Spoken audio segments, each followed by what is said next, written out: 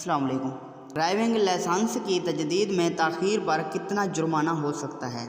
محکمہ ٹریفک نے کہا ہے کہ ڈرائیونگ لائسنس کی مدت ختم ہونے سے پہلے تجدید کا اہتمام کرنا ضروری ہے۔ سبق ویب سائٹ کے مطابق ختم شدہ ڈرائیونگ لائسنس پر گاڑی چلانا ٹریفک خلاف ورزی ہے۔ محکمہ ٹریفک نے کہا ہے کہ ڈرائیونگ لائسنس کی تجدید کے لیے 60 دن کی مہلت دی جاتی ہے۔ 60 دن کی مہلت ختم ہونے کے بعد ہر سال یا اس میں سے کچھ حصے پر 100 ریال جرمانہ ہوگا۔ واضح رہے کہ ڈرائیونگ لائسنس کی تجدید کے لیے محکمے کے دفتر جانے کی ضرورت نہیں، یہ کام ابشر کے ذریعہ گھر بیٹھے آن لائن ہو سکتا ہے۔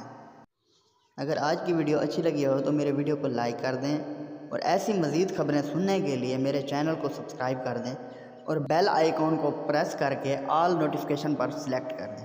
Thanks for watching.